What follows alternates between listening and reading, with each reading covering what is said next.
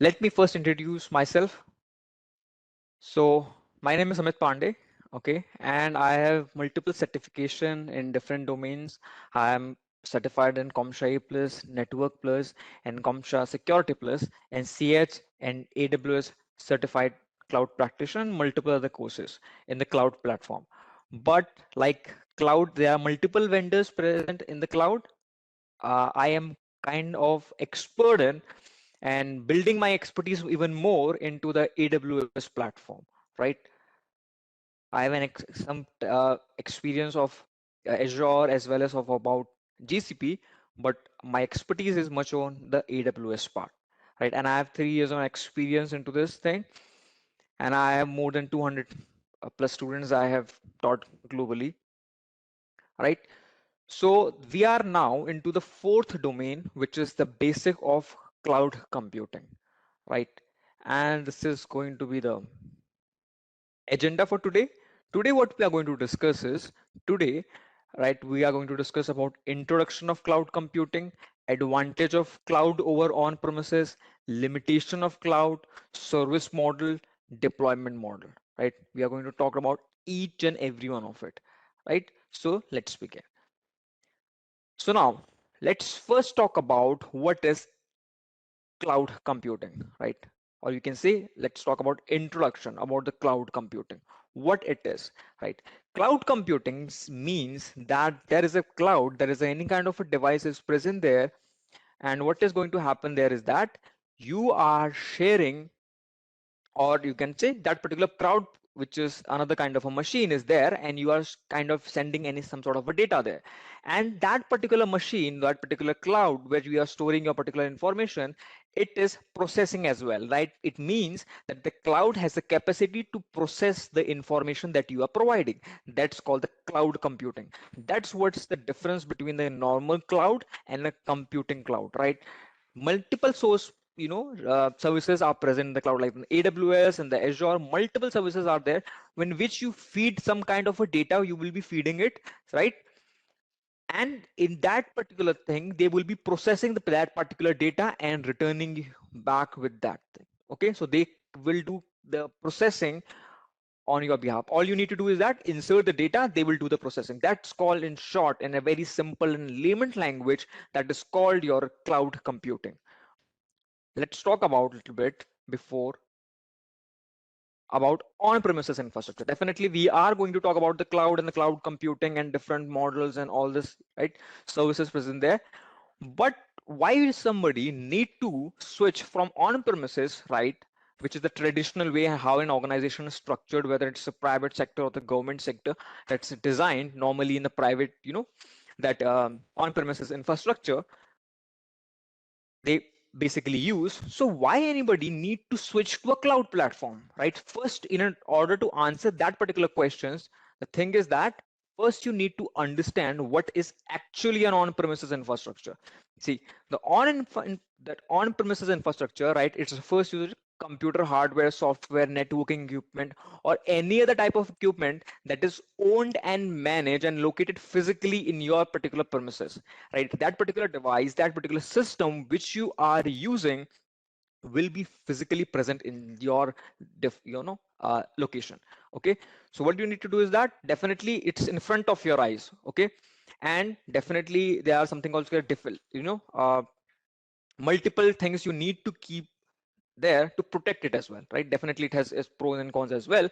But on premises, right, it is present, that particular infrastructure, like there is a server, okay, it is present in your own premises, right? It's present inside the boundary of your organization. You can access it, you can protect it, right? You can change it, whatever you want, you can do that. Okay, you can touch and feel, it's physically present there. That's the major advantage of the on premises infrastructure. Fine, that's the thing, that is present physically in your location, right? So this is kind of your on premises normally which we use. But there are some limitations, there are some issues, problem with this on premises one, right? So disadvantage, if everything is right, if everything is fine, if there is any kind of an infrastructure in place there, and you can easily go and touch it, see it, what is going on, you can see by yourself there is a smoke coming out of your server, If all of these things are there, where is the problem?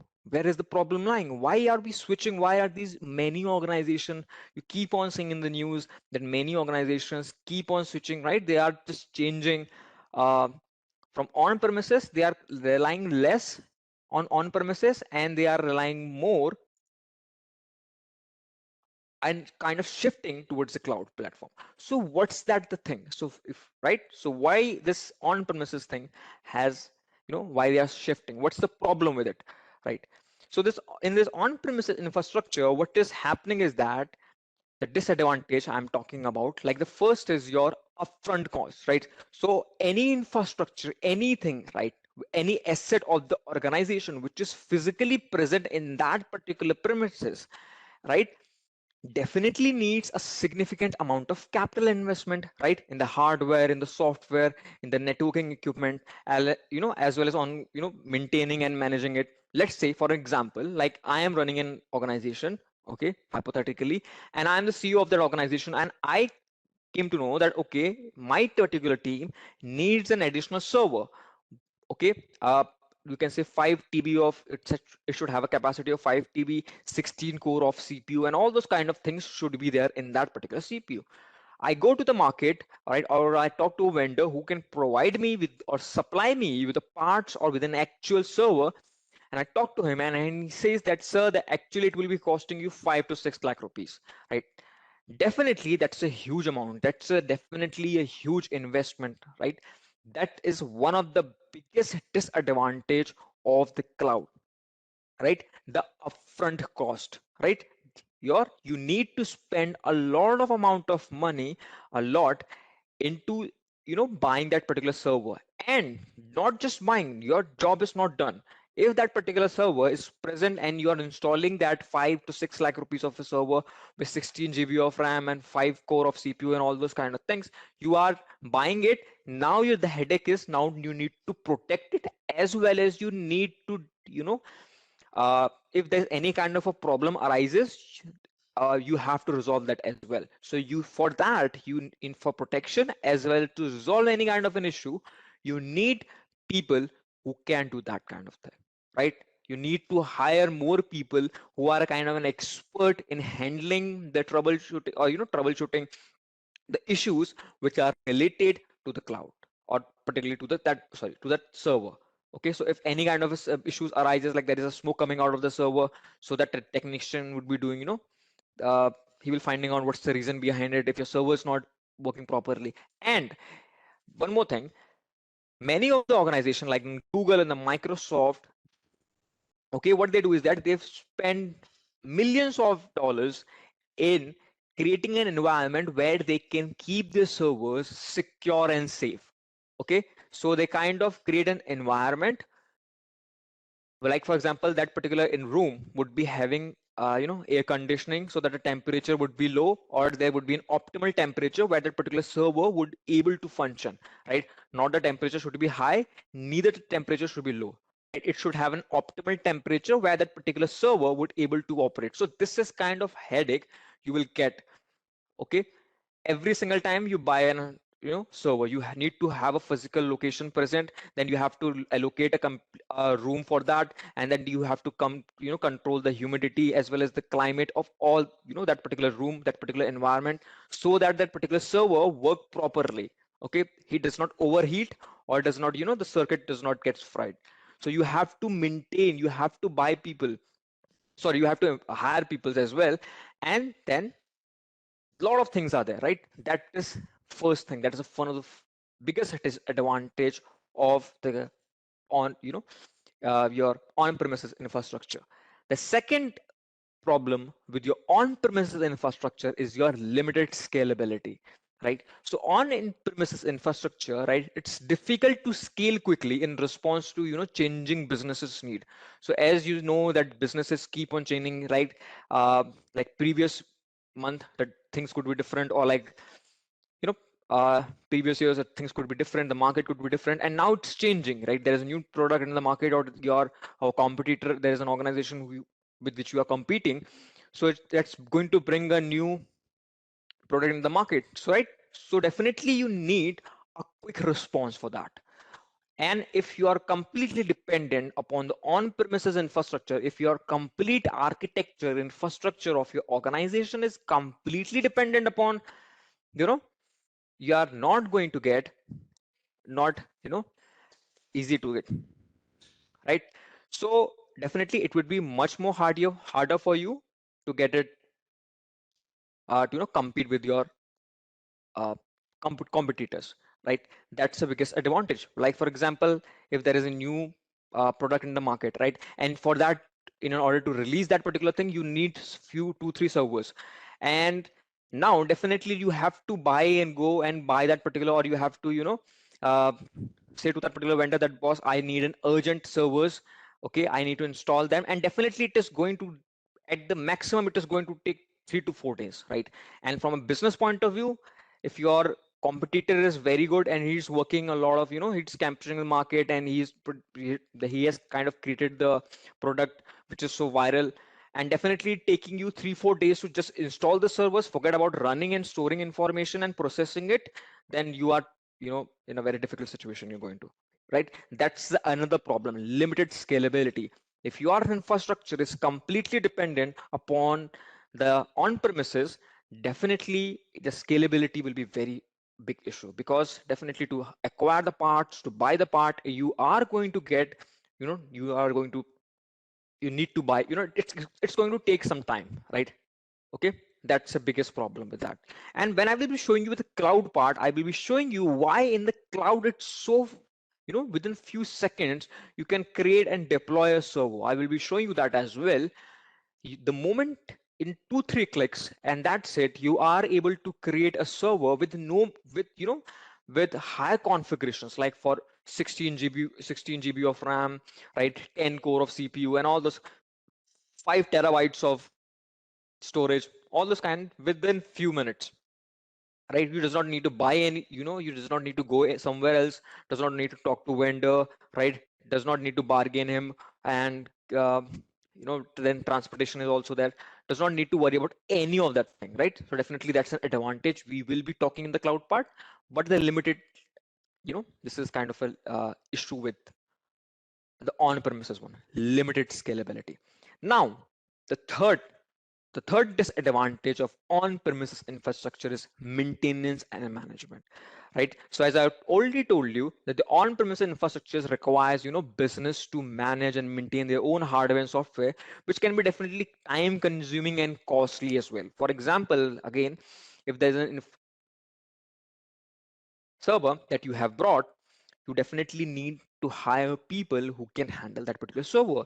If something goes wrong, then, who will be there to resolve it? So you need to hire those people, the technicians who can handle it, right?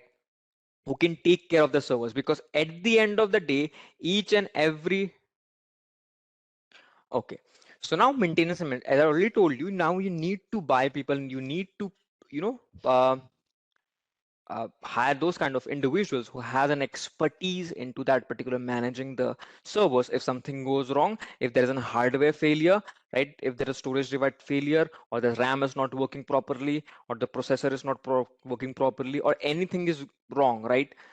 They, you need to hire those people who can handle that thing, right? And you need to pay them, and all those kind of things are there. So that's your maintenance and management, right? That's also very, very costly.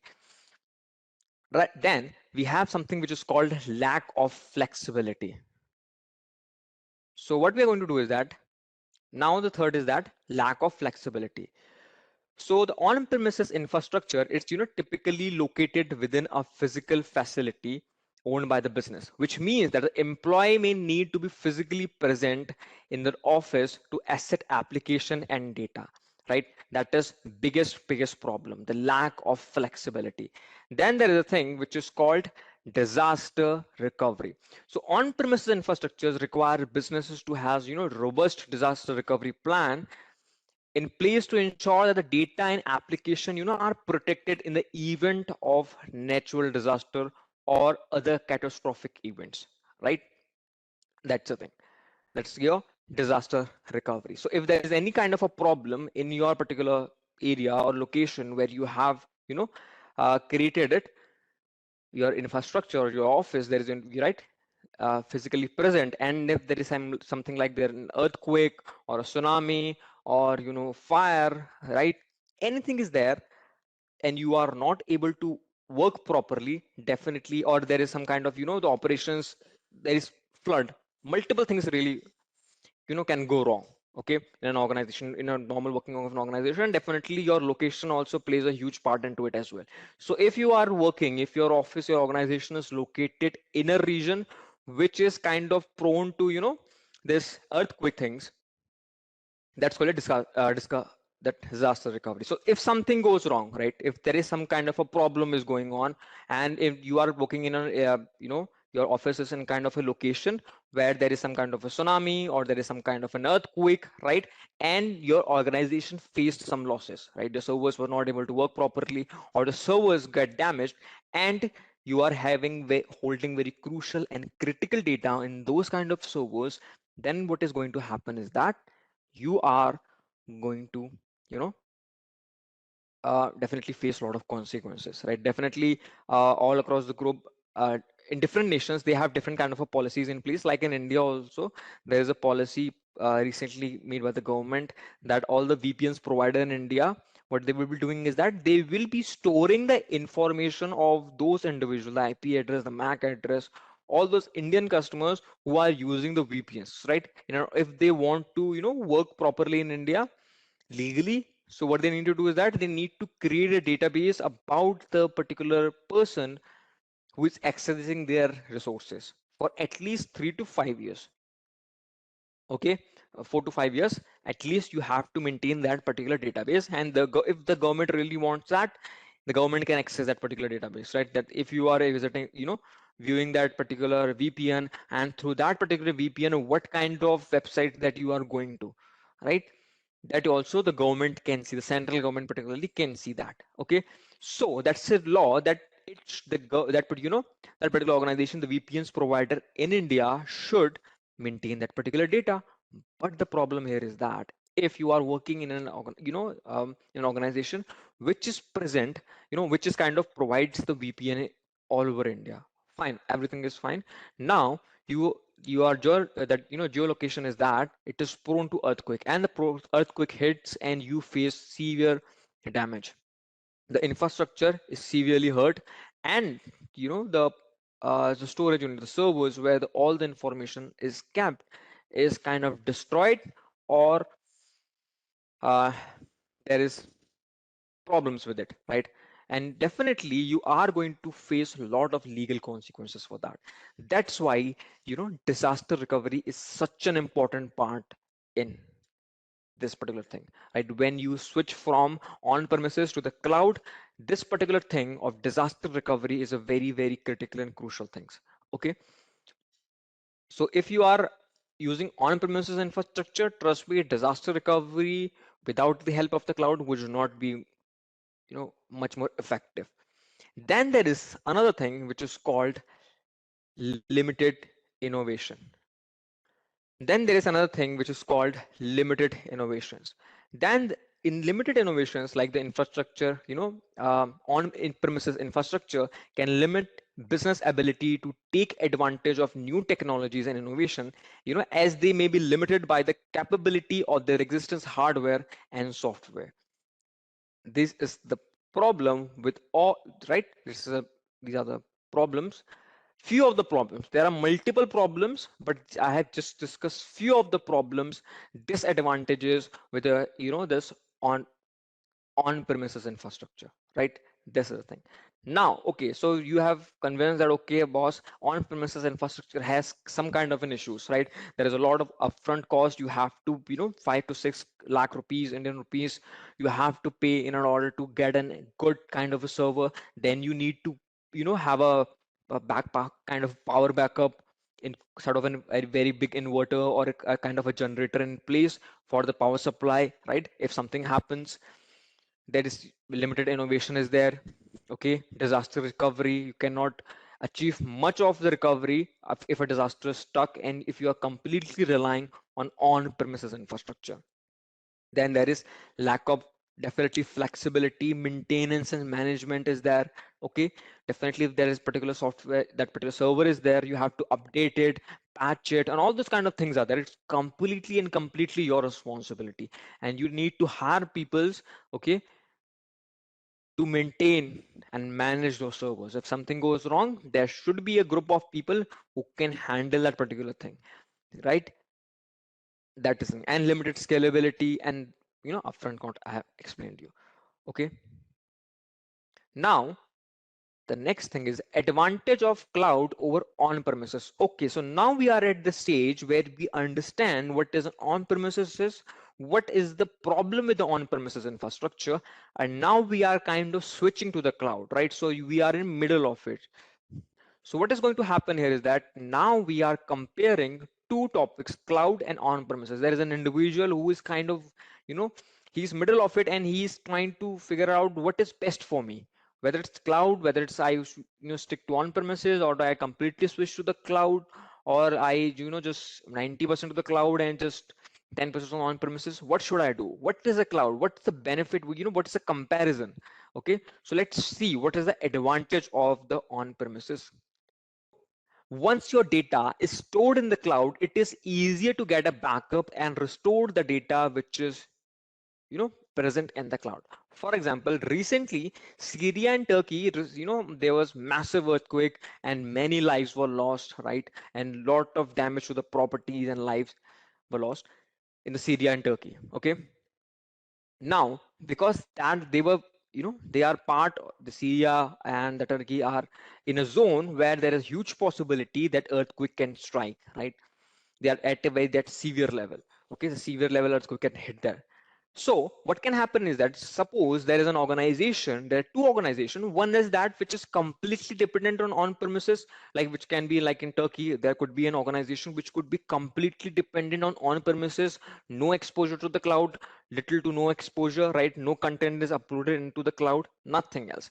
Then there is another, you know, um, organization which is same in the Turkey, right? And his complete data is stored in the that particular cloud. If the earthquake strikes, the organization which is completely dependent on the on-premises would be most effective, right? And the retrieval of the data, okay, of which was got lost or which is get tampered or corrupted, it's very, very difficult. And definitely much of the data would be lost and you will not be able to do much about it. That is the thing, okay? That's, and if you see that another company organization which was completely storing its data or kind of a backup, okay, in AWS we call it a snapshot. It's you are continuously taking that particular backup and storing that particular backup in the cloud. The best part is that if something happens to your organization, easily you can retrieve it back. You can take, just download that all the information that you have stored in that particular cloud. You can easily, download it. No problem with that. And anywhere in the world, not just in Turkey, that particular person has the right credentials. He is using, let's say, AWS, and in AWS, he has, keep on,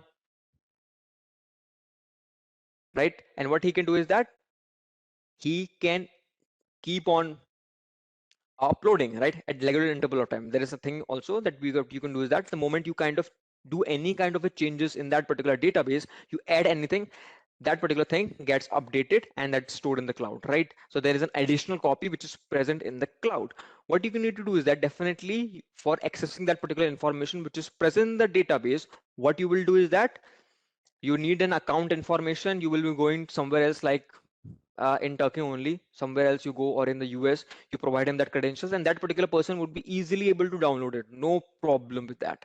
That even your physical infrastructure is completely collapsed, still if your data is, kind of synced with the cloud, it's, fantastic. Nothing, no problem. Within a day or two, you are on the track, right? You are able to get in all your data and you will be start your operations. Okay, that's the biggest advantage of the cloud over the on-premises. If you are completely relying over the on-premises, you are gone. Trust me, if your physical device you have, you does not have any backup in the cloud or somewhere else, and you have physical hard disk or hard drives, and if something happens, right, you are in big trouble. Okay, that is one of the biggest advantage. Now, the second is improved collaboration, right? So the cloud applicants, what they can do is they can improve the collaboration by allowing groups of people to quickly and easily share information in the cloud by shared storage. So what you can do that you can increase the collaboration. Just for example, just for the context of it, there is an Indian agency with the name of ISRO and another agency with the name of NASA. Okay, a very famous one. So ISRO and NASA right now are working together in a collaboration for the space mission. There's a space mission for which this NASA as well as the ISRO is working together in a collaboration, and the project name is NISAR, NISAR, right, which stand for NASA ISRO Synthetic Aperture Radar. Right, this is a project which is in a collaboration in NASA as well as the ISRO. So definitely, if they both the organization, like for example, NASA is definitely based in the US, right, and ISRO is based in India. So what the problem here is that definitely two agencies are at you know miles apart.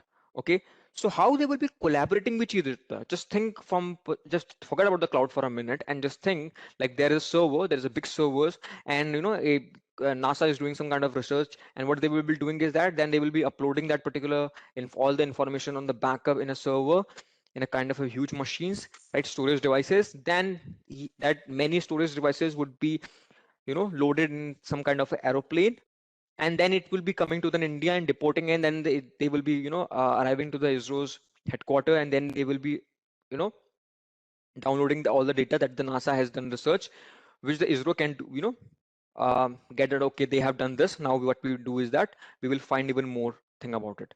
Okay, all those kind of things are there. Okay, so now definitely there is an increased collaboration. That particular servers, multiple servers has reached the ISRO's headquarter, and then they have plugged into their servers, and now they're extracting the data, right? And then they are doing some modification into it. They find out some error. They are just rectifying that error, and then they are also uh, experimenting by themselves as well. Then that particular accumulated data, then they're again inserting into a drive and then sending back to the US. That could be a absolutely an headache, right? That could be an absolutely headache. Yeah, so like this is ISRO. Okay, this is kind of um,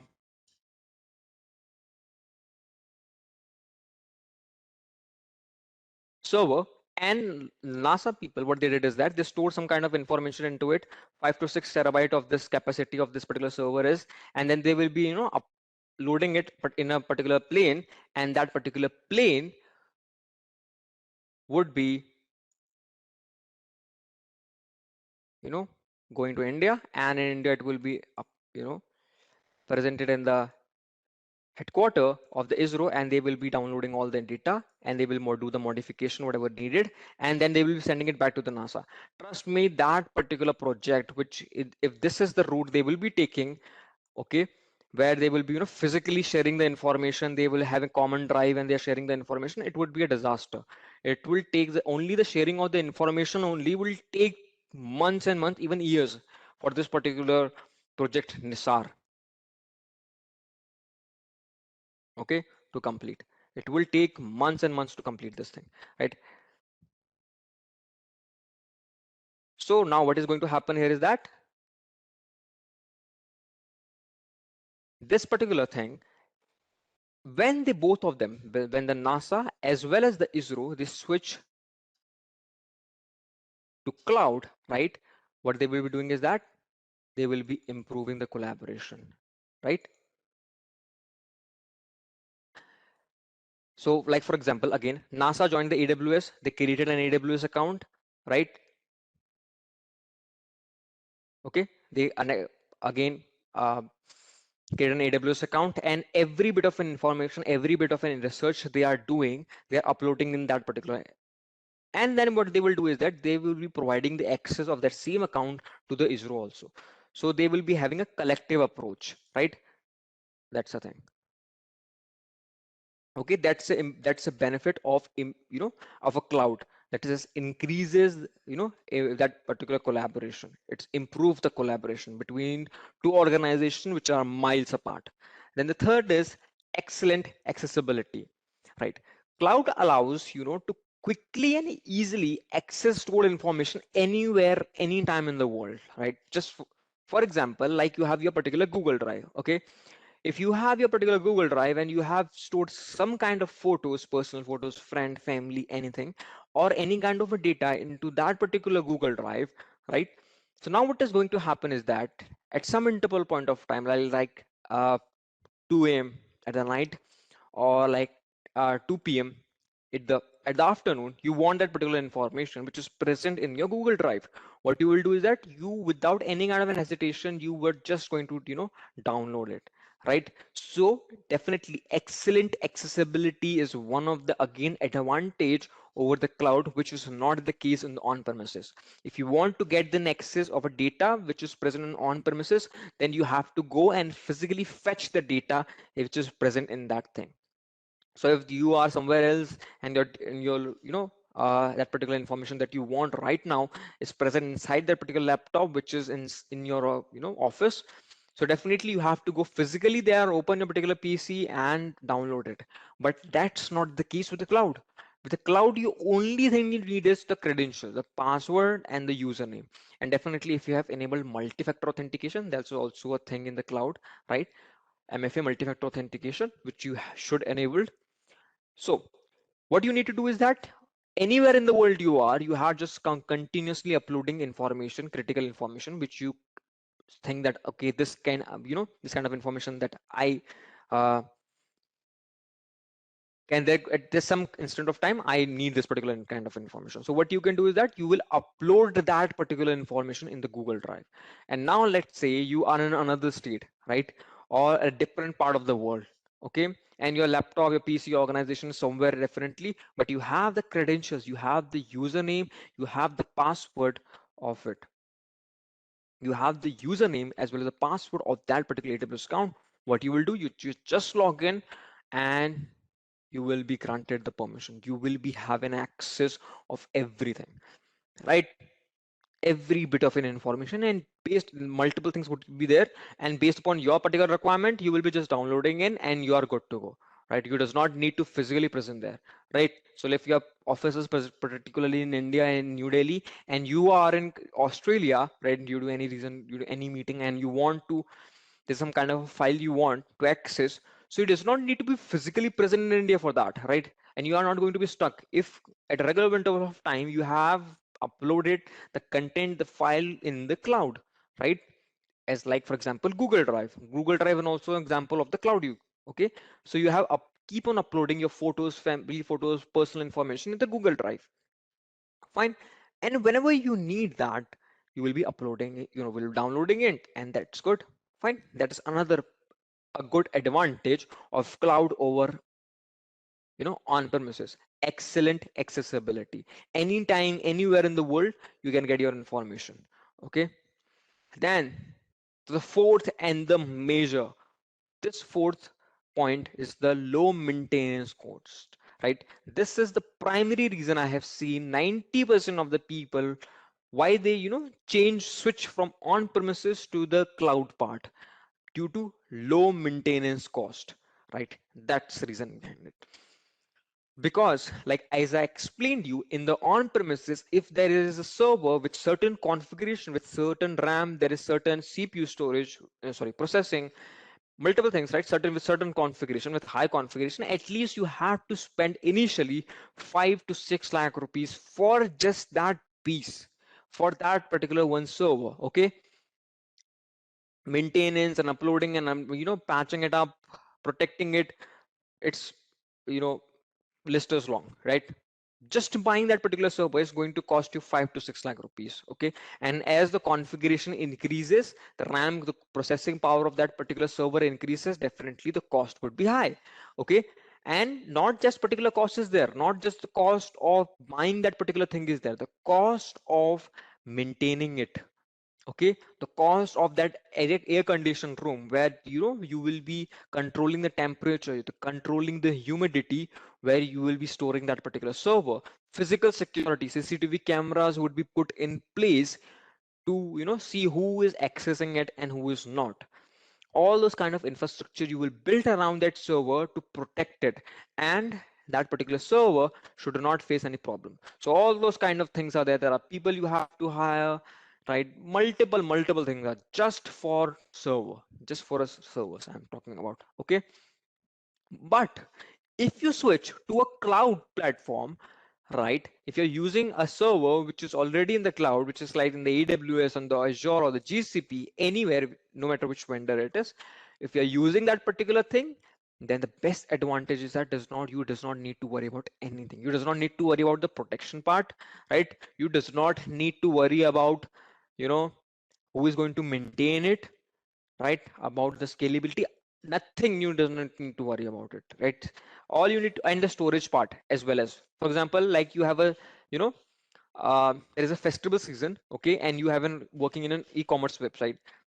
They think that they will be needing additional servers, so you're spending 5 to 6 lakh rupees, and that particular, there is a huge traffic coming in order to absorb the traffic and analyze that traffic and response that to that particular queries. You buy an additional 5 to 6 lakh rupees of that server. Fine. Okay. Now what happens is that after 5 to 10 days, that festival season is over, and now the traffic is, you know, not much. That particular additional server which you brought 10 days back, okay, now it's of no use. Now it's a liability to your organization. But that's not the case with the cloud part. Okay. You can switch it. You can just instantly, you can modify the server, delete it, terminate it, whatever you want, you can do within a fraction of a second, or I can say even a minute. Okay, that's the thing. And the storage part also, definitely, if you want to increase the storage, a lot of issues are going to be there, but that's not the case in the cloud, right? So the fourth part is low maintenance call. All you need to do is that in the cloud, all you need is to create an account. That's it. That's it, right? Like the same example I'm talking about, the Google Drive. To access your particular Google Drive, all you need to do is that you need to know about that particular, you know, Google Drive. All you need to do is that about the Google Drive accounts, right? Your username and a password, and if you have enabled multi-factor authentication, that particular multi-factor authentication code, all that you need, right? That's the thing. That is why, and you do not need to worry about where your data is stored, right? It's been protected or not. I think if you're trusting that particular vendor, you are good, right? That is the thing, that's the advantage, which is called the low maintenance cost. You're switching to the cloud, that would be going to be low maintenance cost, right? Then there's the fifth point, which is called the mobility. So the cloud computing, right? The anything which any infrastructure which is relying on the cloud, right? They can access all the information which is stored in the cloud over the mobile phone as well, right? Not just your PC or your laptop, but as from your phone also, you can access every bit of your information, right? That it There's kind of advantages. This right this kind of advantages this particular cloud has over. Now the sixth path is that advantage of cloud is that service in the pay-per-use model. It means that when you are using any kind of an application, right, that moment of time, which at the moment it is running, for example, if there is a service which you are using of the cloud, right, and you are using that particular service, and what is going to, you are using it for 2 3 minutes, so or you can say 2 3 hours, okay, that particular service, you are going to be charged only for that duration of time, only for the duration of 2 or 3 minutes. That's it, right? That is the thing. Now, the seventh point about the advantages of the cloud over the on-premises is the unlimited storage capacity, right? And on-premises, you have a limited capacity, and again, definitely So the seventh point is that unlimited storage and capacity. So unlimited storage and capacity, definitely when you will be, going for the on-premises one, you are going to get on this, uh, not a lot of storage you will be getting. And definitely in an order for more storage, you have to pay even more. But that's not the case in the cloud, right? You have an unlimited storage, but the thing is that you have to also pay for that as well.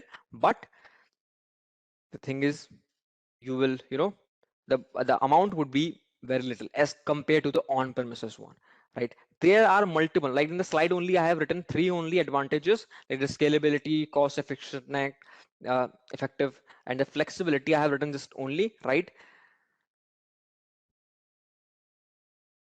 Okay, so now these are the advantages of the cloud over on-premises one, right? Now let's talk about limitations of the cloud. What are the limitations of the cloud, right? So let's see that those kind of limitations of the cloud. What is the limitations cloud? You know, if you want to switch to a particular infrastructure, if you are, working in an organization, or you're a boss of an organization or senior executive, and you want to kind of switch it, right? For an on-premises, you're switching from on-premises to the cloud. So you will seeing that, okay, many people would be saying that, you know there are a lot of benefits from switching off to the cloud infrastructure, but there are limitations, there are some issues which you also need to keep in mind when you will be going, thinking about this limitation, just switching from on premises to the cloud part, because everything has their pro and cons, right? So we have talked about the pros of the cloud, right? Why it's so good over the, you know on premises one, but there are some consequences of switching to the cloud infrastructure, and which you need to keep in mind, right? First is internet connectivity, right? Or you can say dependence on internet connectivity, right? So definitely the, complete system of a complete cloud system heavily depend upon on the internet. It's completely depend upon the internet. So what I means is that, for example, as well as I told you, that you are hypothetically, there's an individual whose organization is based in New Delhi in India, and he's currently, due to some business events, he is in Australia, and he wants to access some kind of an information. That information is stored in his Google Drive, right? That particular information is present there, everything is fine, but the internet connectivity in its location where he is right now, he's not able to access it, right? There's some kind of problem, internet connect issue.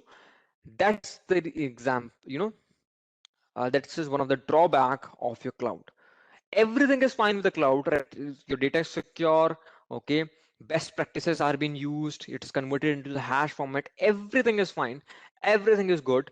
But the problem here is that if that particular thing, you know is you're not having a good internet connection, definitely you are going to face a lot of a problem, right?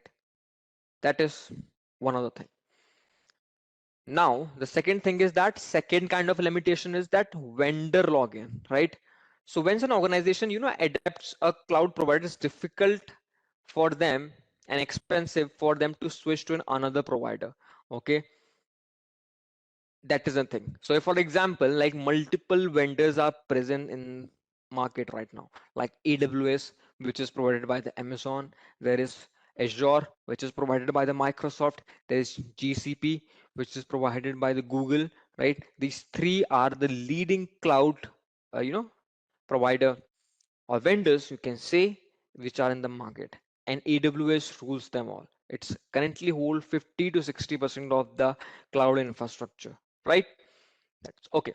So limited, so vendor lock-in. So once you are using, for example, 3 to 6 months, you are continuously using the Azure part. Okay, definitely at their core, they are just the same, but definitely some of the, cloud provider provides some features and some do not.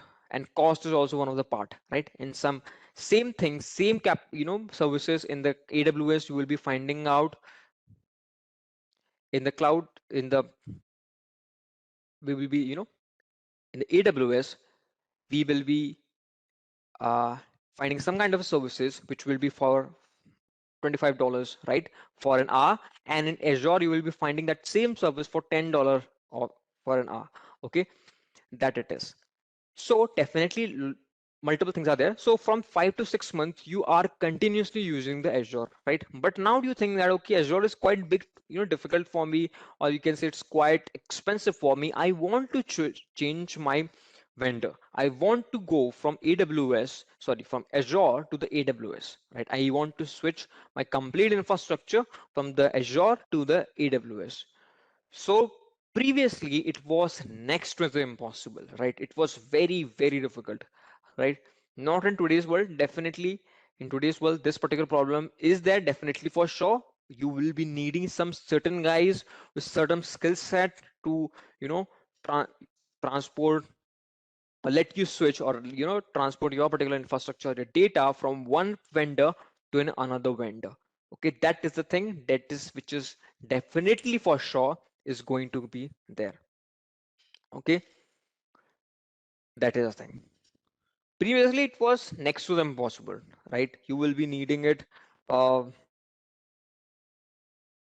Very smart people with a high skill set, right? And it was pretty difficult for that particular moment of time. But in today's world, it is if you have right people, right, and right with that right skill set, definitely you can switch from AWS to the Azure to the AWS or the GCP or any other. Okay, definitely is going to be take time, and it would be a complex process. But yes, in today's world, it is kind of a, the problem has been a little bit resolved, not completely, but little bit. Okay. Then there is a thing which is called data security and privacy concern. So definitely in the cloud, what is happening is the cloud, the server is of the AWS. Let's say, for example, AWS. Okay. I am right now creating a server in the AWS and I'm storing some kind of information, my personal information, my private information, or let's say example of Google Drive, right? The Google Drive, then the servers are of the Google, and in that particular server I'm creating a folder and storing my all the personal files, folders, and all this kind of information. But at the end of the day, that particular information, you know, is completely under the control of the particular vendor, that particular vendor with the that in the example I'm saying Google.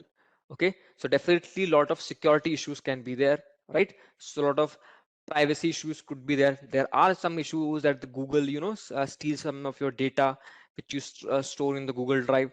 Those kinds of report keeps on coming up. These are the things which are very limitations, right? That there is some data security and privacy concerns are there. Okay, that if you will be switching and you will be storing some of your data, crucial and sensitive data, there's a huge possibility that your data can be stolen by the vendor itself. There has been cases when the Google has been claimed, the allegations against the Google is that it goes to your Google Drive and kind of scan through all the files and folders which are you have uploaded it, right? And it can delete, modify them as well, because nobody's there's no regulation in place. There are few countries which has put the regulations, like there is GDPR and all those kind of things are there, but still many countries are there which kind of lack this simple rules in which the user data, they kind of restrict the organization from changing, modify, or deleting the user data. The fourth type of limitation is limited control, right? Definitely, your that's particular sensitive data, your family, friend, or any kind of information, your private and personal data, you are uploading it somewhere else. You're uploading it to the Google, you're uploading it to the Azure or the AWS, right? Which is that particular crowd, that particular infrastructure is owned, managed, and monitored by that particular cloud provider, right? I'm just as a customer storing my information in there, but it is completely owned, managed, and monitored by the service provider, right? So the cloud users, so like you, right, as a customer, would having less control over it, where the data is being stored, right, and all those kind of things, you have less control over it, right? Then there's another thing. another which is called multi-tenancy. So and what happens in the multi-tenancy is that you are sharing the same piece of an hardware, definitely for sure, right? Like multi-tenancy, you can see like in the AWS context, there would be an hardware, okay, which capacity of 1 TB, and definitely when you will be asking it for some kind of a space or uploading some, it will be dividing it. Let me draw it. Yeah. So like this is particularly your, you know, that particular hard disk which is present in the AWS, right? And what the AWS is doing is that the AWS will do some kind of a partition A, B, C, and C, right? And this particular piece of that particular hardware would be allotted to me, and I will be storing all of my information, right? Pictures, videos, and all those kind of things here. In this particular location, I will be storing it, right? That's the thing. But the problem here, this is called kind of a multi-tenancy, right? Where you're sharing a kind of piece of hardware between multiple people, right? So this is A, this would be shared between different people. This would be shared between different and then different and different. Okay, multiple peoples. Okay, so this is, I am storing my information, I'm uploading here and retrieving my information from here. What can happen here is that, for example, accidentally or, you know, with malicious intent, what I do, I kind of create a file, and in that particular file, you know, there is some kind of viruses attached. Again, that could be accidentally or intentionally. And then what I do is that I upload that particular file in that particular Google Drive, right, or in the AWS. The possibility here is that that virus can be spreading to the other users as well, right? That is a thing. The AWS or this particular cloud uses multi-tenancy feature. It has a piece of a hardware and it shares that particular same piece of hardware between multiple people, right? That's the thing. That's why this particular cloud is so cheap as compared to the, you know, on-premises infrastructure, right? Because in on-premises infrastructure, what is happening, you are the only person, only individual there who is having a absolutely control, and you know, you are the only who is storing the data. But what is happening here is that in this particular case, what is happening is that your this particular server, like for example this is on-premises one, you have complete control over it, right? You are that, you know, you are only that particular person who is storing the information, and definitely you only now have to pay the price and all, look after it. Then there is something which is called, you know, in the cloud platform, the same piece of hardware, like for example 5 TB, and here also 5 TB, right? What happens in the cloud platform is that it breaks down this 5 TB into multiple parts, okay, in multiple components, right? That's it. And definitely it decreases the cost a lot, because here only one individual is completely responsible and all this kind of thing is that, but here more than, you know, 6 people are there, and definitely the price would be divided between the 6 people, right? That is the multi-tenancy, this is thing, right? And this is not a good, because it has a lot of security issues. Okay, what if this is definitely, there would be a barrier between two partitions, definitely for sure, but there has been cases where the virus has jumped from one partition to another partition in a particular drive. So it could be a possibility this could have happened, that it could, the virus, which the file which is holding a malicious code which is present here, it could jump from this particular position to this or to the next, you know, individual, and it will be spreading into the complete drive, and it would be a disaster, right? So this is the, you know, limitations of the cloud, right? Now let's move to different type of service models, right? The first service model is IaaS. IaaS stand for infrastructure as a service, right? IaaS stand for infrastructure as a service. So what happens here is this, in this particular infrastructure as a service, what really happens that, like there is something like networking you need, right? Whether you are in cloud or in, you know, on premises, you need storage, you need services, you need virtualization, you need operating systems, you need middleware, right? You need runtime, you need data, you need application, all these kind of things you need some way or one way or another. Whether you are in the cloud, you need data, you need network, you need, virtualization, you need operating systems, right? Definitely, then only you will be able to work, right? So what happens in this, when you are in the on premises, right? When you are the only individual who is responsible for everything, wherein the every bit of the your architecture is in the premises and not in the cloud, where you're in the on premises, you have to look for each and every component of it. So for you can say that these are the components: this network, storage, service, volume, virtualization, operating systems, right? Middleware, runtime, data and application, all are the components for the easy function of an organization, IT department, you can say, right? Anything, these things, these all the components would be there, right? So for that, if you are in on premises, you have to look for each one, this network and storage and service by yourself, right? Each component, you are the responsible for that. This network, you are responsible for it. You are responsible for the storage. You are responsible for the service, volume, virtualization, operating system. If there is an operating system, some, update is there, you have to update it as well, right? You have, if you want to change the operating system, it's completely your responsibility. So all these kind of things are there when you are in the on premises, right? If there's any kind of a data is there and you want to encrypt it, then it's on to your responsibility. There is an application, so every bit of an thing is there, it's completely your responsibility. But when you switch to an IaaS model, right, IaaS service model, when you switch to it, what really happens here is that, what happens in this particular case is that in IaaS service, like the thing I have told you, network, storage, service, operating system, runtime, data, application, all these are very important component for the functioning of your organization, right? All are very critical. And in the on-premises one, each and everything you have to take care by yourself. But when you switch to the IaaS, infrastructure as a service, so there is an organization, they would will provide you infrastructure as a service. So what it means is that the infrastructure would be of some other organization, right? And that particular infrastructure, they will be providing you as a service. Okay.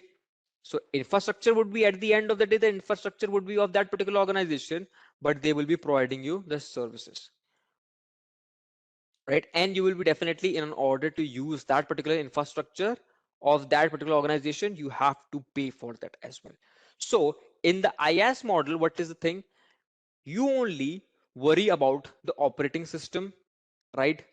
The middleware, the runtime, application data, you only worry about that.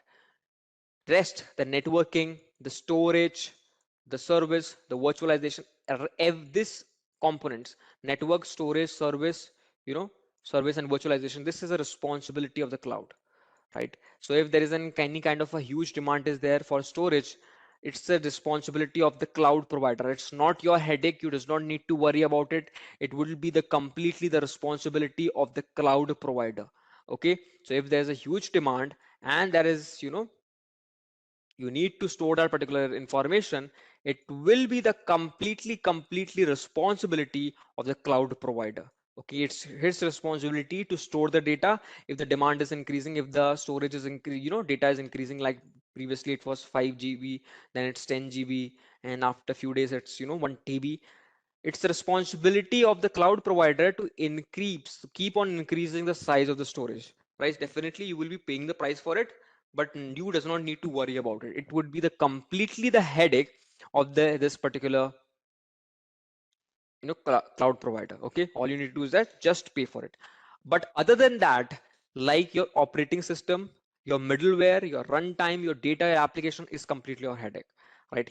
Your data, whichever you're creating, your application, okay, your operating system, it's everything. Yeah, this one, these all the components are your responsibility. That what's in the IaaS, infrastructure as a service. So infrastructure, there would be an organization with some infrastructure in place, okay, and that particular infrastructure, they will be providing you a service and you will be using that thing, right? So like for example, I have a kind of a server, okay, like that particular server is there, and I will be saying to you that, do you want to use that particular server? And you will say that, okay, I want that for 5 days. So you will be using my particular server and you will be paying me for that, right? That's what the infrastructure as a service is all about, right?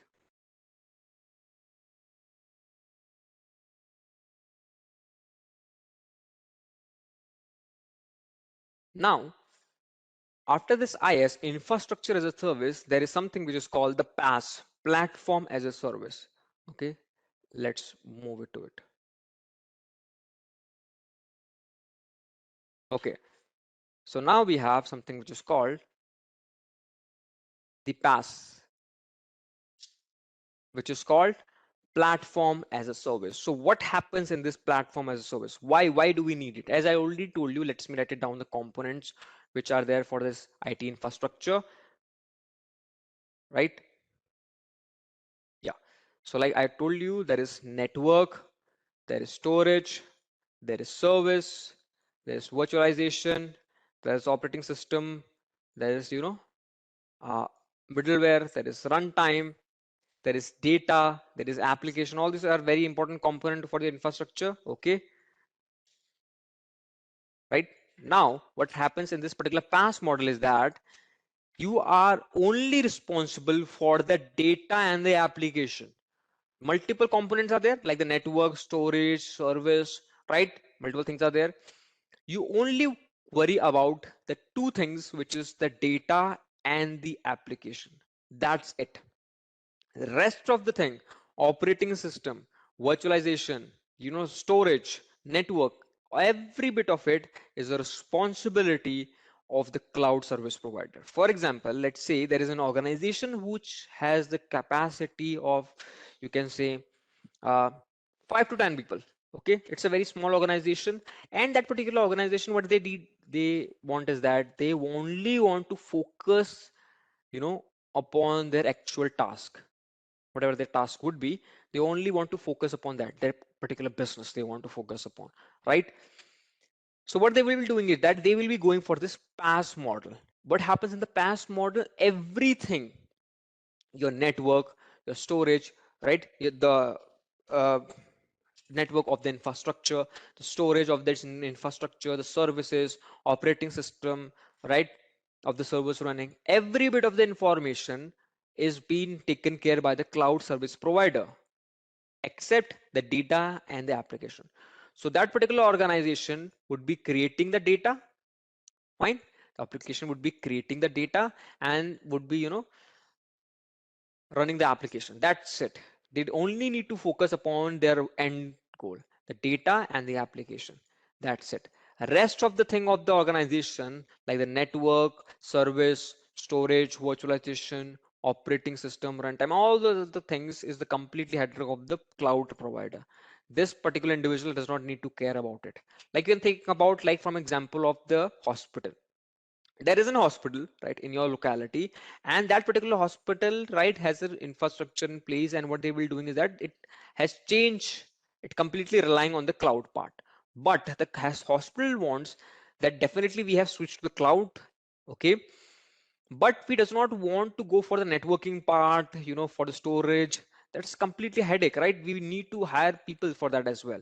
Okay, we need to have some kind of an expert in order to handle, that networking and the storage and the service, and all those kind of thing issues. We only want to focus upon our patient and the data related to it.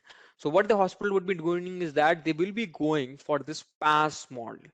In this PaaS model, what they will do, the data which is created of that particular patient, the diagnosis, whether it's healthy or there's some kind of issue, and there could be application which would be of the organization, that hospital, right, which you can use to see what are the facilities which is being provided, like there's an MRI scan or present or not, what is the, the power of that MRI, what is the cost of it.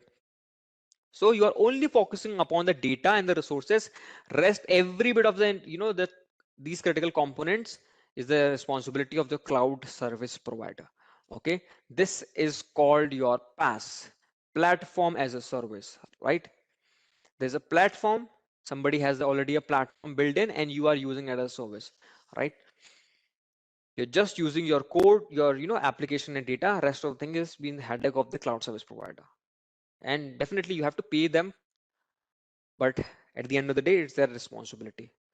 If there is any kind of ransomware attack, some kind of vulnerability on the operating system, it is a responsibility of the cloud service provider to update that particular operating system, to patch it out, right?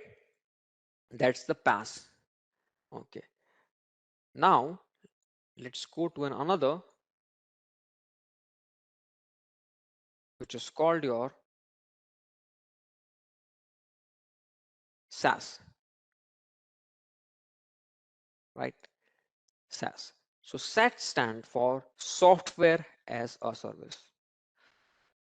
In the SaaS part, the cloud provider, all the components that I have told you for the normal functioning of your infrastructure, like your network, okay, like the network, storage, right, services, virtualization, operating system, middle time, right, runtime, okay, data, application, all of these things are there, right? All and each and everything is right. These are the components which are necessary for the easy working of your organization. In the past, what was happening was that in the on-premises, I need to worry about each and every one of it, right? It's my complete responsibility. In the IaaS, only I need to worry about the virtualization, service, software, and only this part. In the past, I need to worry about everything except data and application. Except data and application, the service provider would be worried, the everything would be taken care by the service provider. I as a user would be only worrying about the data and application. But in the SaaS model, every bit of the information, everything would be taken care by the cloud service provider, right? Everything would be taken, each and every component, like the network, storage, service, virtualization, operating system, data and application, every component of the infrastructure would be taken care by the cloud service provider. So like you can say, like for example, the cloud would be like your Facebook. Okay, so what is happening in the Facebook is like it's pre-configured, right? You're not doing anything, you're not changing its network, you're not doing anything, you cannot do anything. You can just do, it's already pre-configured, right? And it's pre-hosted. Yeah, a little bit, and you can go into your respective profile and do a little bit of things. That could be a thing, but not in the infrastructure context. I'm saying you cannot change the data, okay, which the Facebook is accessing or using. You cannot do that. Little bit of things you can do, but majorly you cannot change how it working at the back end, okay, all those things. So in the SaaS model, you cannot modify the code of the Facebook, right? The code of the actually the Facebook or the application, you cannot modify that, right?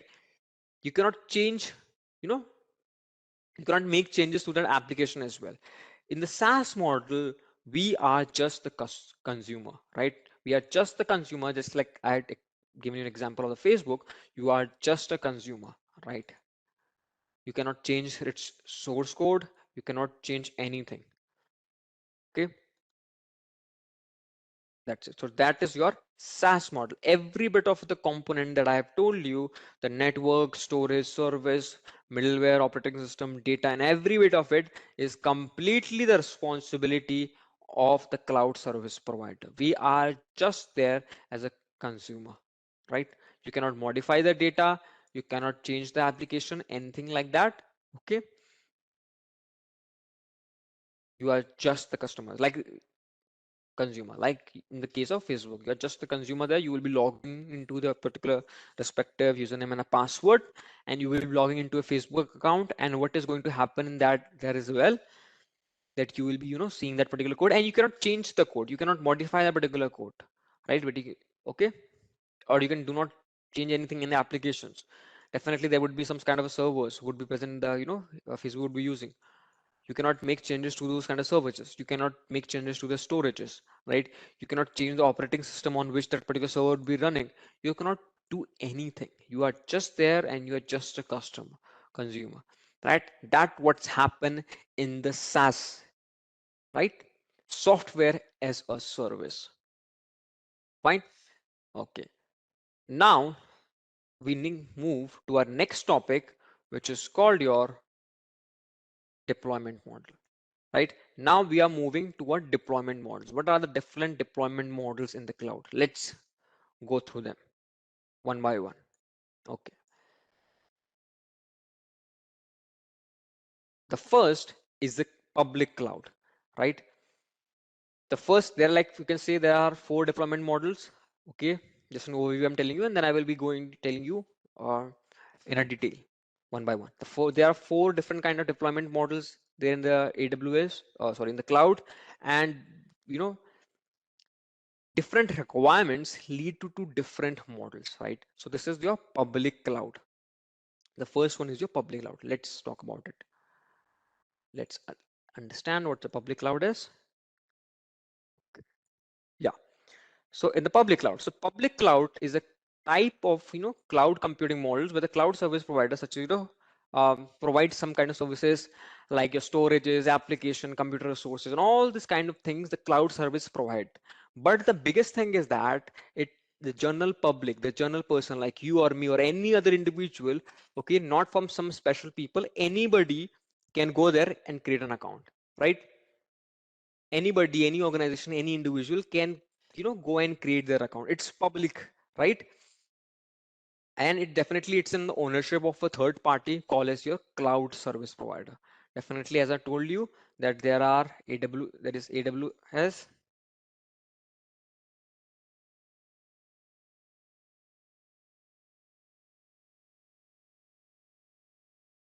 there is AWS, right? There is Azure, there is GCP, okay, right?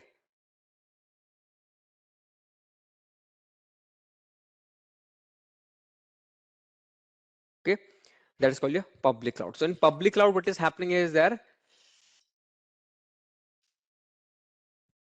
in public cloud, what is happening is that anybody can go and create an account, use the services, right?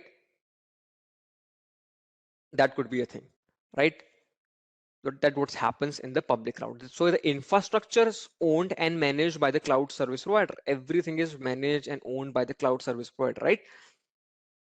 So definitely the benefit of the cloud service, this particular, public cloud, is that it decreases your expenditure, as most of the tasks, right? The security, the storage, everything, every bit of thing is managed by the cloud service provider. Okay. A little bit of services would be there and you will be paying for that as well, but definitely it's a lot of relief, right? So it's public, right? And multiple people can go and create their account, and multiple you know organizations can go and use it. Like for example, the example of the public cloud could be AWS, Azure, GCP. Anybody could go to the AWS and create their account and use the services of the AWS, right? It is not restricted. Anybody can go and use it, right? That says what happens in the public cloud. Okay. Now, there are 2 types of public cloud, right? Public cloud also, we have categorized it into two part. The first is your personal level and second one is your organizational level, right? That's the thing, the public cloud. The first is your personal level and the second is your organizational level, right? Let's talk about them. So in the personal level, what happening is, in the personal level public cloud, right? I'm talking about there are 2 types of public cloud, personal as well as the private. So in the personal public cloud, what is happening, like for example, Google Drive, you can say it is your personal public cloud. It's public, anybody can go and create account. Yes, anybody can go and create the AWS account, right? Sorry, the Google account, right? Right. And it's personal, right? Definitely you does not need to be an organization or something like that. Anybody can go at an individual level as well and create it. So it comes under your personal. At an individual level, this is there, right? And definitely they would be getting, like for example, 5 GB or 15 GB free of the storage or something like that. So this is there for public cloud, right? But there are some kind of a problem with the public cloud, right? Definitely there would be, if there is an organization which deals with very sensitive data, or that organization which deals with very critical and crucial data, what is going to happen here is this: that particular organization is not going to go and rely on Google Drive. As I already told you, there has been some allegations, there has been some, research that Google's kind of steal your data. Okay, those kind of things have happened. So what is the thing here is that in this particular organization which deals with very critical and crucial information would not be going for the personal public cloud. Right? They will not be going for the personal, they will be going for the organizational level public cloud, right? Why what's the problem with the personal level? The problem with the public, this personal level one is that this Google Drive and all this kind of thing is that limited security control is there, right? Limited control, and you can say limited security control is there. Location is another big example. Location, right? So the data can be present somewhere else and the user, can be somewhere else. Okay, and that could be a huge thing. For example, like now I am in India, and what can happen here is that Google would be store if I there's some kind of when photos I will be storing in the Google Drive. So the possibility, there could be a possibility that the Google would be storing that particular in the in the UK, in the US, right, in Australia, or New Zealand, anywhere it can store, right? So it's definitely the person who is creating the data, it's somewhere else, and that particular person, the data is present somewhere else. Okay, that could be a problem, and that could be definitely a problem with the compliance, right? Like for the GDPR and all this kind of thing. So there's can be a problem with that as well. So definitely that's the reason, and definitely the security is also one of the reason. So those are the reason. The compliance is the reason. The security, location, limited security control. These are the reason why the organization do not use the public cloud. That's why the reason that the organization do not use public personal cloud, right? Public personal cloud. So there's another option for that for the organization, which is called your organizational, public cloud organization level. For organizations, it is for, right? So organization will be using it. It will be, you will be having better control over the location where your data is, right? You can see that thing. I will be showing in the AWS when I will be showing you, the infrastructure part. I will be showing you that you can see by yourself where your data is actually located. Okay, you have kind of a control over that, right? Then you have limit, much more security control, right? It's good for the compliance, right? And security is also high as compared to the personal level in the organization level, right? That's the thing. This is your public cloud with two differences, right? Two types, personal level as well as the organization level, right? Now let's move to the private cloud. Now let's talk about the private cloud. So private cloud, you can say that it is under the ownership of company or a third party and other people and cannot use it, right? So somebody else cannot use it. It's kind of an ownership of somebody else, and you cannot use it, right? That's your private cloud. Like for example, like in InfosecTrain, we have a personal, a kind of a private cloud which is only for the employees which are working in the InfosecTrain. Only we can access that, right? For rest of the other individual or other organization, it is not. You cannot access that particular thing. Okay, this particular infrastructure of the InfosecTrain. You cannot any, you cannot retrieve any data or extract any kind of a data, right? All this kind of thing.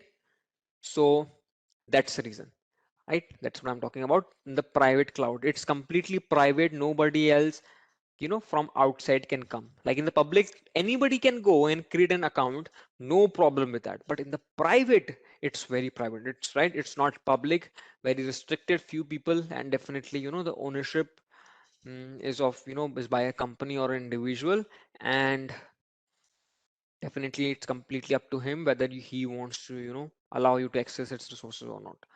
So definitely, as I shown you example of, I have given you example of InfosecTrain, where we have a private cloud where we only authorize or those individuals who are working inside the InfosecTrain. right, for accessing data, all those kind of thing, right? And it is hosted and it's managed by a single organization, and definitely for sure not for everyone else, right? So it's like your private car, okay? It's under your complete ownership, right? And you can control who can, come inside your particular car and who cannot. You have control over it, right? That's called your private cloud, like your private car. There are two type of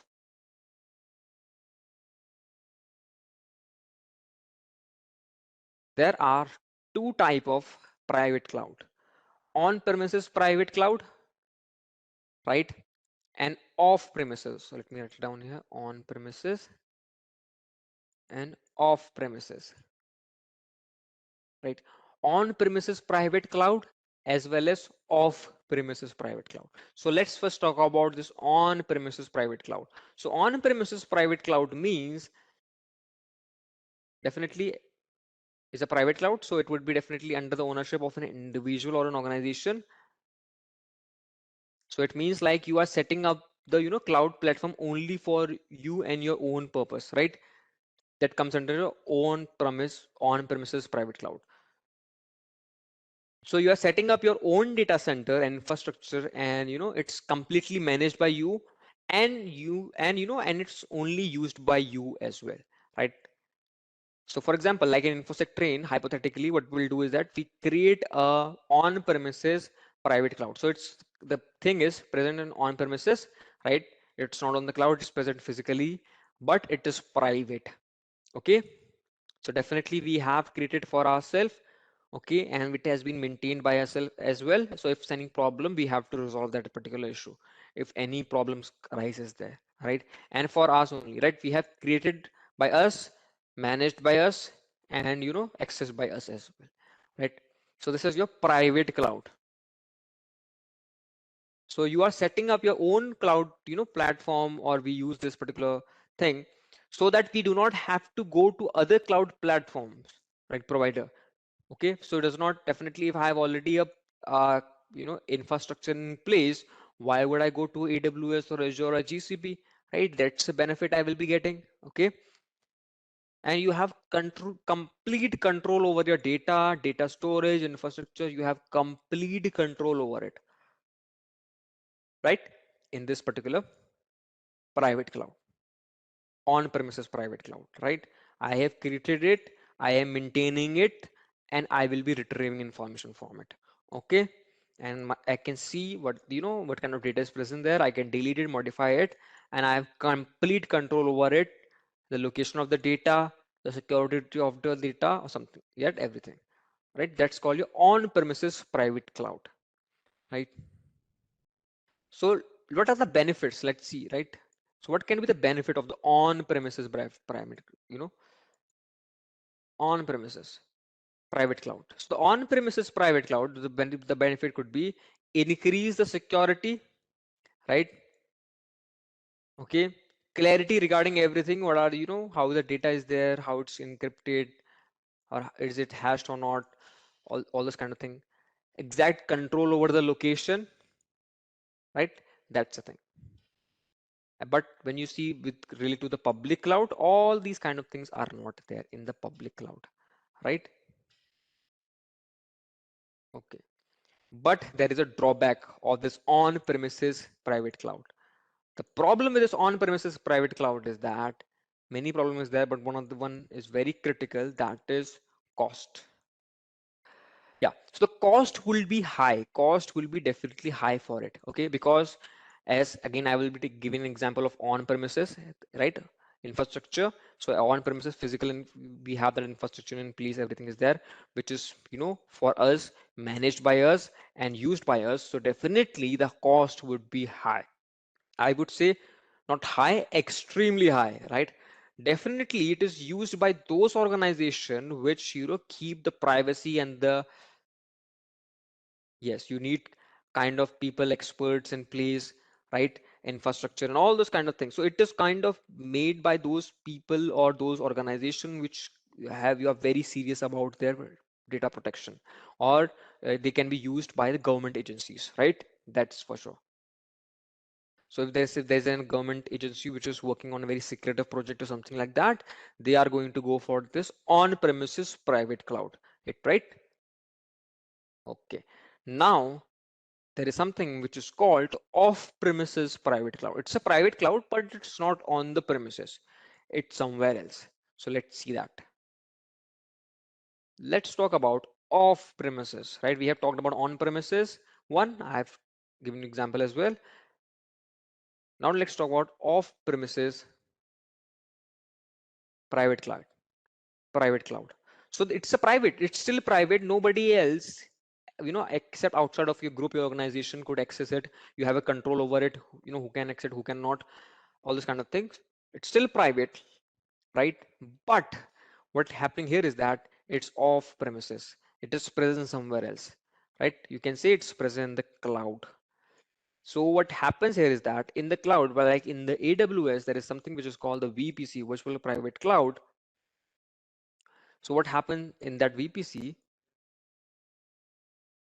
in AWS, this thing is there, and I will be showing you, just giving you a brief about it in the upcoming sessions.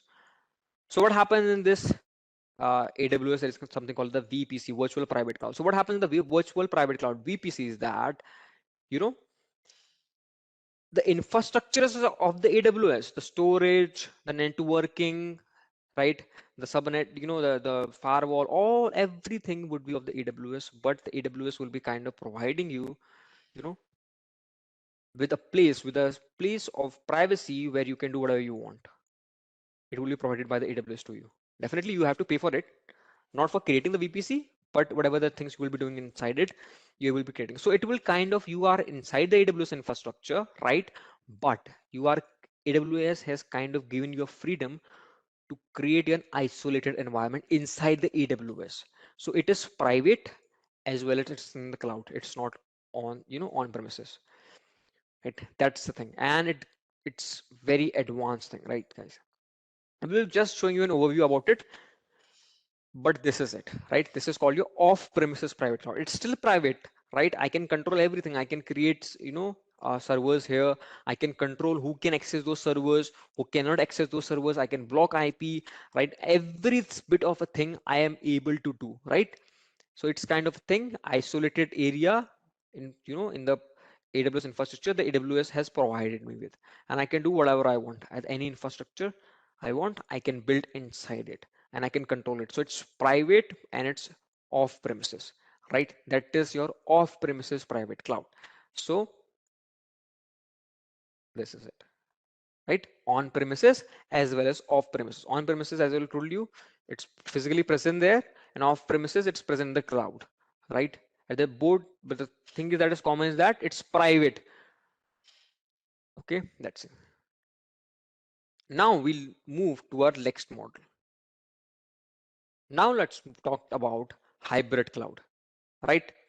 So the hybrid cloud is the combination of your public as well as your private. So let me give you an example about it. Let's say, for example, that there is an individual, okay, and like, for example, like there's an individual and he's working in some kind of an organization which is working in the e-commerce, and there is a festival season, and what is happening at that particular moment of time is there is going to be huge traffic. So what that particular person think is that, boss, I need some additional servers to handle the traffic that is going to come. So what will happen is that he will buy some additional servers with 5 to 6 lakh rupees, okay, with good configuration, all those kind of thing, and he will be applying it. But after this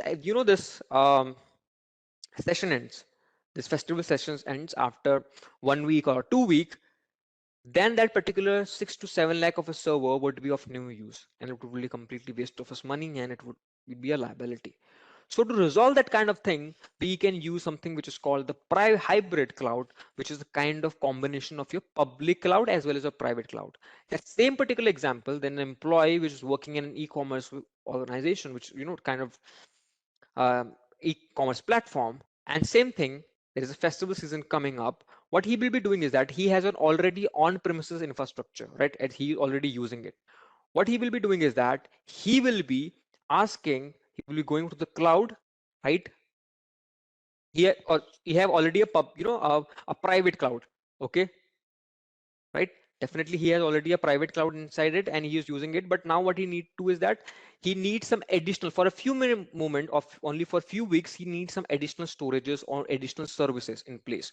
So what he will do for that 2 3 weeks, instead of buying and going and getting a new server, what he will be and spending lakhs of rupees, he will be going to the cloud, and just for 2 3 weeks he will be just using the public you know public cloud. So he has that private cloud intact, right? He using it, but now he is using with the public cloud as well. That's why it's combination of it, right?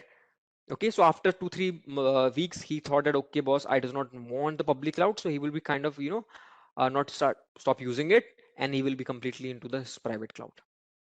So it's kind of a both, best of the both world, right? You can see the public cloud as well as the private cloud. So you are completely in your public cloud, but you can, if you think that, okay, boss, I want some additional resources for a short period duration of a time, you can, for a moment, you can, also use public cloud with the private cloud. So it's the best of the both world, right? That is your hybrid cloud. Now let's go to the next topic, which is your community cloud, right? So what happens in the community cloud is that in community cloud, same individuals, right? Okay, so same individuals or same organization which share the same similar interest and need, they come together, right? And they kind of build their own infrastructure in place, right? So you can say it's kind of a private infrastructure also, but communities have come together. Definitely, for example, like there is an, like in this diagram only you are seeing, there are three organizations, organization 1 2 and 3, three organizations are there. So what will happen is that organization 1 and 2 and 3 separately thinks that, okay boss, private infrastructure is a very good thing, right? Particularly private cloud is a very good thing, but the thing is, problem with the private cloud is that it's very expensive, right? It's very expensive with the cloud if you go with. But now what you do is that they comes together. Definitely this organization 1 2 and 3 are, all the three of them are related to the banking sector. Okay, and they think that, okay, as cybersecurity attacks are increasing, ransomware, this all this kind of attacks are increasing, what we do is that instant, because it's not our in a capacity to build a private cloud and to maintain it, because you know the cost is huge. So what happens, they all three comes together, they kind of create an infrastructure, private cloud, right? In which only these three would be able to work properly. So it's kind of a collaboration, one cannot do by itself. So three comes together, they kind of distribute the budget, and now the infrastructure is in place. Now definitely it would be much more sustainable, and it would not be not only single person would be handled handling all those budget and the cost.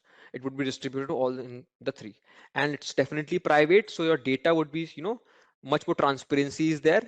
So this is called your community cloud, right? This is called your community cloud, and it's very good thing, right? If some one particular person, one particular individual cannot handle it, so what could happen is that they can come together in a collaboration and they can build the infrastructure together. But that particular three individuals, these three organizations can only access this thing, not any fourth individual. So it would not be public, it would be private only for these three, right? And whatever the cost would be, so it would be distributed among them, right? So this is your community cloud, right?